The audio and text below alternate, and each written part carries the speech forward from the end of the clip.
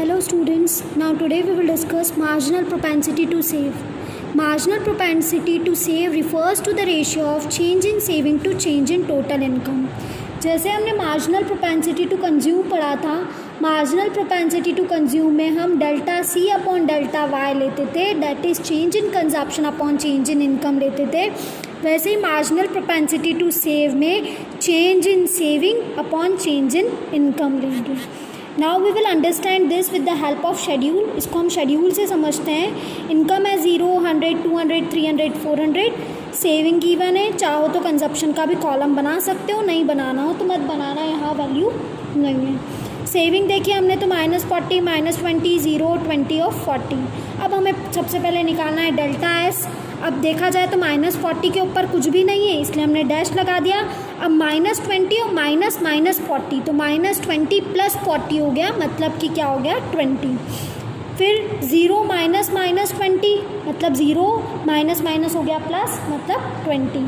फिर 20 - 0 तो 20, 40 - 20 तो 20. नाउ डेल्टा वाई निकालना हमें, तो ऊपर कुछ नहीं है तो पहला तो हो गया dash. 100 - 0 100, 200 - 100 100, 300 - 200 100, 4 - 300 100. Now MPS is equals to delta S upon delta Y. So we will do it 20 upon 100, 20 upon 100, 20 upon 100, 20 upon 100. So it will be 0.20. That will be our MPS. MPS varies. Now next observation क्या है कि MPS जो है वो 0 और 1 के बीच में वेराई करता है. That is 0 और 1 के बीच में ही उसकी वैल्यू होगी. ठीक है, 1 से ज़्यादा नहीं हो सकती उसकी वैल्यू MPS की. क्यों नहीं हो सकती? Because saving can never be equal to income, क्योंकि सेविंग जो है वो कभी भी इनकम के इक्वल में नहीं हो सकती. That's why MPS will वेराई from 0 to 1. अब अगर हम इसका ग्राफ देखेंगे तो जैसे हमने APS का बनाया था, क्योंकि यहाँ पे हमको चेंज शो करना है तो हमने इसको एक बार डॉटेड लाइन से शो किया है which shows the changes. Saving हमें पता ही है कि सेविंग जो है वो नेगेटिव भी होती है. दैट्स वाई हमने उसको क्या किया है, नीचे नेगेटिव एक्सिस से स्टार्ट किया है. That's why we have started from the negative axis, because हमें पता है कि सेविंग जो है वो नेगेटिव भी होती है. और डॉटेड लाइन से हमने चेंज एक्सप्लेन किया है, change in saving. So this we have done. Now comparison between APS and MPS, this is important question. So this question you have to write in your question answers copy. ये question तुम्हें question answer copy में लिखना है. Got? And I think everybody is having Sandeep Garg, so copy it from there. That is, what is the difference between average propensity to save and marginal propensity to save? This is the important question which must be written in your question answers copy. जिसको notes copy में नहीं लिख के question form करना है कि compare between APS and MPS, या state the difference between APS and MPS, and you have to write all this points. Now relationship between APC and APS. अब APC और APS के बीच में क्या रिलेशन होता है? तो always this APC and APS is equals to 1. If you will add APC and APS it will be equals to 1. Now APC और APS 1 के इक्वल में कैसे होगा? तो APC is equals to C upon Y and APS is equals to S upon Y. ठीक है, तो अगर C प्लस S करें अपन, पहले तो APC इज इक्वल्स टू क्या होता है, C अपॉन Y, और APS इज इक्वल्स टू होता है S अपॉन Y. तो C upon Y plus S upon Y हमको करना है. C प्लस S ऊपर देखें हम तो C प्लस S क्या होता है, Y, राइट, और y प्लस वाई तो y हो गया, तो y अपॉन वाई क्या हो गया 1. That's why APS plus APC is equals to 1. या अगर हमें सिंपली याद रखना है तो we can learn that APC plus APS is equals to 1. How? तो APS का फॉर्मूला आता है C अपॉन वाई, APS का फॉर्मूला होता है S अपॉन वाई. जब C और S को प्लस करेंगे तो C प्लस S होता है y, right, C plus S होता है y, और नीचे का y जो y है वो डिनोमिनेटर में y लिख देंगे, तो y अपॉन y जो हो गया 1. So we can say that कि APC plus APS is equals to 1.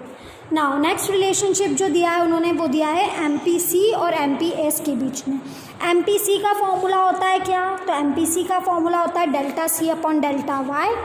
वैसे ही MPS का फॉर्मूला क्या होता है, delta S upon delta Y. अब delta C plus delta S क्या हो गया, डेल्टा Y, है ना. C प्लस S Y होता ही और डेल्टा लगा दो आगे, तो equals delta C plus delta S is equals to होता है डेल्टा वाई, और डेल्टा वाई जो नीचे है डिनोमिनेटर में अपॉन में भी हो गया डेल्टा वाई, तो delta Y upon delta Y is equals to 1.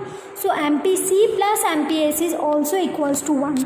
अब तक हमने दो ऑब्जर्वेशन देख लिए, एक तो ये कि ए पी सी और A P S, A P C plus A P S is equals to 1 and delta M P C plus delta M P S is also equals to 1. This are the two observations.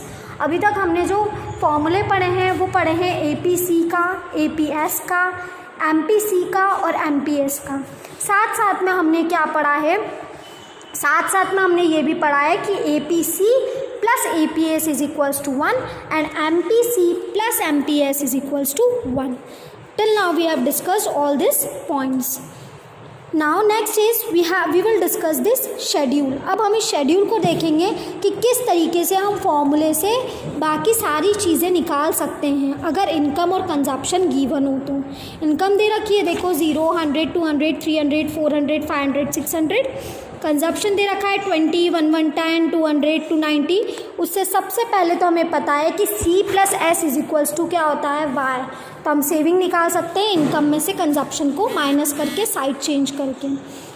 तो 0 minus 20 तो minus 20 हो गया, 100 minus 110 minus 10 हो गया, 200 minus 200 हो गया 0, 300 minus 290 हो गया 10, 400 माइनस 380 हो गया 20, 500 माइनस 470 हो गया 30, 600 माइनस 560 हो गया 40. इस तरीके से हमारी क्या आ गई, सेविंग आ गई.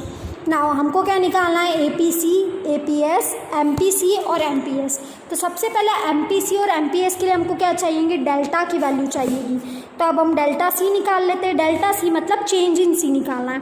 पहला तो हो गया डैश, फिर 110 माइनस 20 किया तो 90, 200 माइनस 110 90. ये सब कुछ तब पता चलेगा जब तुम बुक हाथ में रखोगे तो ही समझ में आएगा.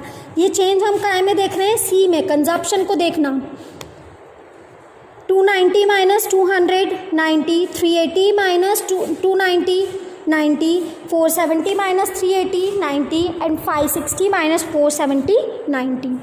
अब हमने फिर वापस से कैलकुलेट किया डेल्टा एस मतलब चेंज इन सेविंग. पहला तो डैश हो ही जाएगा, -10 और माइनस 20 मतलब -10 प्लस 20 हो गया मतलब कि 10. फिर 0 माइनस 10 तो 0 प्लस 10 हो गया तो 10. फिर 10 माइनस 0 तो 10, 20 माइनस 10 तो 10, 30 माइनस 20 तो 10, 40 माइनस 30 10. हमेशा नीचे वाले को ऊपर से माइनस करते हैं, ऊपर वाले को नीचे से माइनस नहीं करते हैं. हमें चेंज देखना है तो नीचे वाले को ऊपर से माइनस करके हम चेंज देखेंगे, ऊपर वाले को नीचे से माइनस करके हम चेंज नहीं देख सकते. नाउ ए पी सी होता है C अपॉन वाई, राइट. तो पहला तो 20 अपॉन 0 तो डैश हो ही गया. फिर 110 अपॉन 100. ए पी सी कैसे निकाला अपन ने, 110 अपॉन 100. फिर 200 अपॉन 200 तो 1, फिर 290 अपॉन 300 तो 0.97, 380 अपॉन 400 तो 0.95. इस तरीके से हमने ए पी सी निकाला. अब ए पी एस का फॉर्मूला होता है एस अपॉन वाई. तो इसी तरीके से एस को वाई से डिवाइड कर दो. -20 अपॉन 0 तो पहला तो हो गया डैश, फिर 110 अपॉन 100 नहीं सॉरी एस अपॉन वाई ना, तो -10 अपॉन 100, फिर 0 अपॉन 200 तो 0 हो गया, फिर 10 अपॉन 300 तो 0.03 हो गया, फिर 20 अपॉन 400 तो प्लस 0.05 हो गया. वैसे एम पी सी निकालना है मतलब डेल्टा सी और डेल्टा वाई को हमको क्या करना है, डिवाइड करना है. डेल्टा वाई देखो डिफरेंस 100 का ही आ रहा है तो 100 डिवाइड करना है हमको सब में. तो पहला तो हो गया डैश, 90 अपॉन 100 0.90, फिर 90 अपॉन 100 0.90. डेल्टा वाई कैसे आया तो चेंज निकाल लो. तो 200 माइनस 100, 300 माइनस 200 तो 100 ही आएगा हर में. वैसे ही फिर हमने delta S upon delta Y करके एम पी एस भी निकाल लिया. ठीक है, ये जो क्वेश्चन है तुम खुद को अपने को कॉपी में सॉल्व करना है तो you will get it very easy. कुछ नहीं करना है, हमने इसमें कुछ फॉर्मूलाज लगाए हैं जो ऑलरेडी हम डिस्कस कर चुके हैं. ए पी सी का फॉर्मूला लगाया, A P C C upon Y, APS का लगाया S अपॉन वाई, MPC का लगाया तो delta C upon delta Y, और MPS का लगाया that is delta S upon delta Y. ये सारे फॉर्मूलाज लगाएं। चाहे तो हम ये भी लगा सकते थे कि हमें पता है APC plus APS is equals to 1 होता है। APC निकल गया तो डायरेक्ट APS निकाल दो, कैसे, 1 में से APC को माइनस करके। इस तरीके से भी हम कर सकते थे। माइनस क्यों किया, तो वो साइड चेंज कर जो हम करते हैं उस तरीके से हम माइनस करके निकाल सकते हैं। तो in this manner we have calculated the table. Questions आते हैं एग्ज़ाम में ये क्वेश्चन आता है, ठीक है, कि कुछ वैल्यूज़ दे दी, इनकम दे दिया, कंजप्शन दे दिया, तो हमको APC निकालना है, APS निकालना है। APS अगर दे देते हो तो पहले इनकम और कंजप्शन से सेविंग निकाल लो और उसके बाद निकाल लो। MPS MPC पूछ ले तो पहले डेल्टा C डेल्टा वाई निकाल लो और उसके बाद क्वेश्चन को कर लो। गॉट।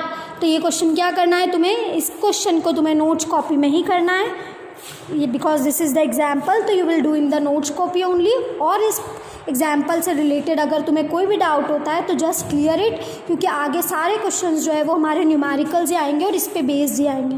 तो अगर तुम्हें यही समझ में नहीं आ रहा है तो you can call and you can ask me so that I can clear you one more time, ताकि मैं तुम्हें एक बार और क्लियर कर दूँगी। गॉट। बाकी सारे क्वेश्चंस जो होंगे वो इन्हीं फॉर्मूलाज पे बेस्ड होंगे, that's why learn this formula. बहुत ईजी है, देखो डिनोमिनेटर में सब में वाई रखना है। APC C पूछे तो C अपॉन वाई कर दो, APS पूछे तो S अपॉन वाई कर दो, M में पूछे तो चेंज लगाना है। तो इट्स क्वाइट ईजी, सारे फॉर्मूला बहुत ईजी है, just learn those formulas. Right, now come on to the next page, that is equation of consumption function, page number 7.14।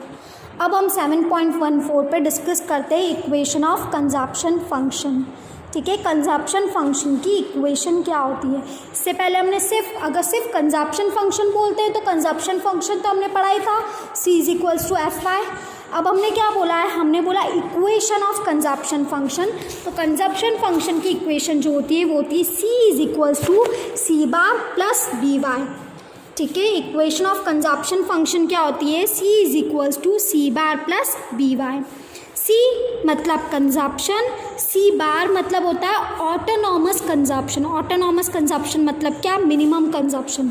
Income zero होने के बाद भी जो हम मिनिमम कंज्यूम करते हैं that is C bar plus BY। यहाँ B का मतलब होता है MPC और Y मतलब इनकम। B और Y के बीच में ब्रैकेट है, मतलब वो दोनों मल्टीप्लाई होगा।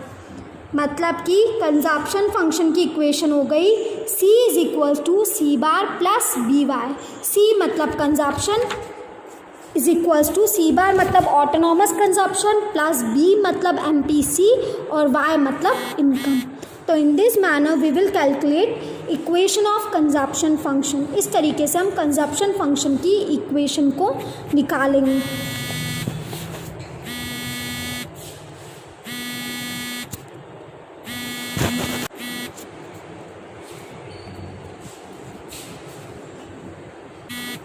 यस, तो इस तरीके से हम क्या करेंगे, इक्वेशन ऑफ कंजप्शन फंक्शन निकालेंगे। Equation of consumption function is equals to C is equals to C bar plus BY। C मतलब कंजप्शन, C बार मतलब ऑटोनॉमस कंजप्शन, B मतलब MPC एंड Y मतलब इनकम। इसको किस तरीके से यूज़ करेंगे, इसको हम न्यूमेरिकल सम्स में यूज़ करेंगे। मैं एक पेज पे सारे फॉर्मूलाज जो इस चैप्टर्स में यूज़ हुए हैं that I right for you, ठीक है, ताकि तुम वहाँ से रेफ़र करके तुम बाकी के न्यूमेरिकल क्वेश्चंस भी कर सको। ऐसे ही एक और होती है equation of saving function. Consumption function की तो थी C is equals to C bar plus BY। BY के बीच में कोई भी साइन नहीं है, मतलब B इंटू वाई। B मतलब MPC, Y मतलब इनकम। नाउ अब सेविंग फंक्शन की जो होती है, सेविंग फंक्शन की जो इक्वेशन होती है उसमें क्या होता है, माइनस C बार होता है। माइनस हमेशा लगेगा, राइट। माइनस C बार मतलब क्या, minus autonomous consumption plus 1 minus BY। 1 minus B जो होता है वो ब्रैकेट में होता है। 1 माइनस B मतलब 1 माइनस MPC। अब 1 minus MPC is equals to MPS। ठीक है, तो या तो डायरेक्ट हम MPS लिख दें या 1 माइनस B लिखें, मतलब 1 माइनस MPC। फिर उसको क्या करना है, इनटू इनकम करना है। तो देखो सेविंग फंक्शन में क्या हुआ, सेविंग फंक्शन में दो चेंजेस हुए कंजप्शन फंक्शन से।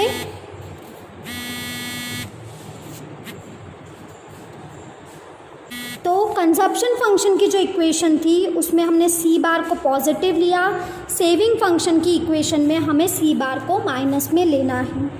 वहाँ पे हमने बी एम पी सी लिया, यहाँ हमको 1 माइनस बी लेना है, that is 1 minus M P C लेना है, या एम पी एस भी ले सकते हैं। ठीक है, बाकी जो ये एक्स्ट्रा जो रिटर्न है उसे पढ़ने की ज़रूरत नहीं है, यहाँ सिर्फ इम्पॉर्टेंट है इक्वेशन, बाकी सब चीज़ें मतलब रिलेवेंट नहीं है हमारे एग्ज़ाम पर्पज़ के लिए, बहुत ज़्यादा डिटेल है, सिर्फ हमें इसमें याद करना है, तो सिर्फ हमें यहाँ पे इक्वेशन ही याद करनी है। So just learn that only, just learn the equations. ठीक है, सॉल्व करना भी इसमें बताया, तो we will solve when questions will come, जब क्वेश्चन आएंगे तब हम इसको M P C M P A मतलब ये इक्वेशन सॉल्व करेंगे कंजप्शन फंक्शन की और सेविंग फंक्शन की। Okay, bye.